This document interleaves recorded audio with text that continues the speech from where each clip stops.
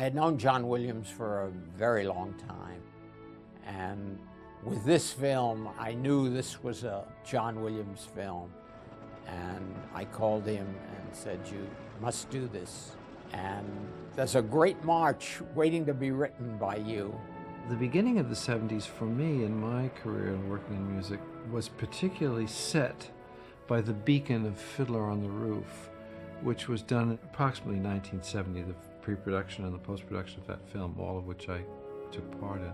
And at that time, I worked, I think for the first time, for the Mirisch brothers, for Walter and Marvin Mirisch. He was so enthusiastic about it that he undertook it and did a brilliant job and won an Academy Award for Fiddler on the Roof. When I came back to Hollywood from having been in London for a year and a half, I had developed a nice relationship with Walter Mirisch and with other people as well. And that sort of catapulted my career in the 70s, so to speak, when I was then able to move on to do films like The Earthquake and Midway and The Poseidon Adventure and these things, not all of which Mr. Mirisch produced, but he was a wonderful entree for me in that period and was the catapult for the things that followed, I think, in my career in the 70s.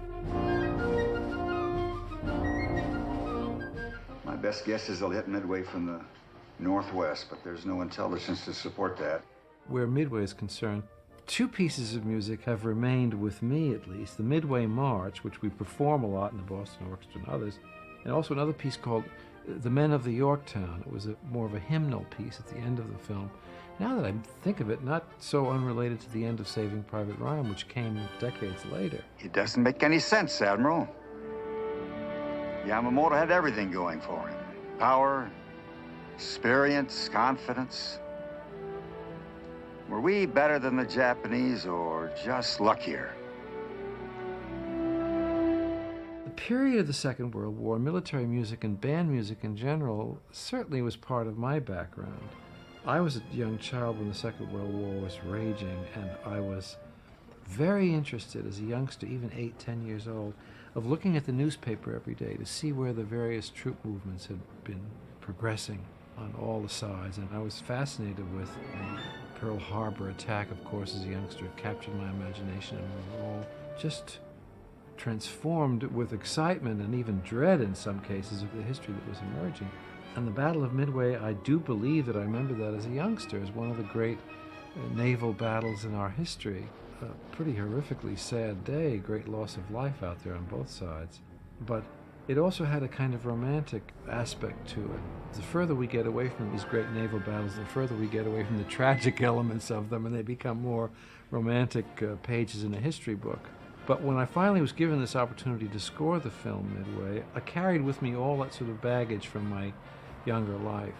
I played in military bands when I was a member of the Air Force briefly. I played in bands in school. I did band arrangements actually before I did orchestrations. And although the material for Midway is orchestral, it's also band-like in a way. So I was happy about the opportunity to do this film for Walter Mirisch and happy to contribute what I could on the subject of Midway.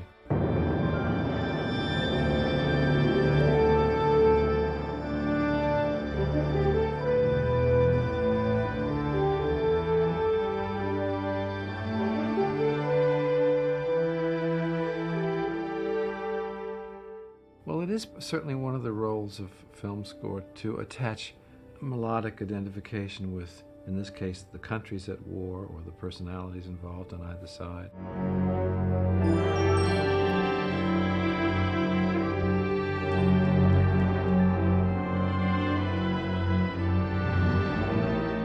It is certainly a valid function of providing an oral orientation for the audience that is sometimes helpful, but in the case of films like this, it was pretty much a practice in the preparation of the soundtrack to try to lend some ethnicity to some of the music.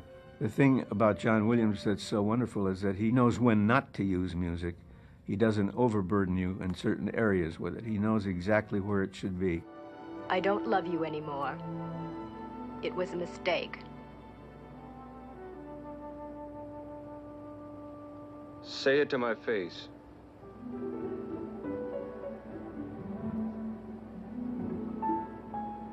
Say it to my face, God damn it.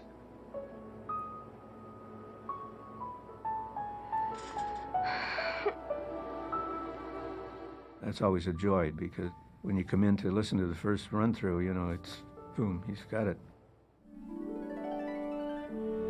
Midway belongs to an earlier period, I think, in its style of filmmaking. Certainly that's true. And perhaps to some degree the score also. I do think that the production has its great value, and I remember it very, very fondly. And then, as now, I was very pleased to be associated with it.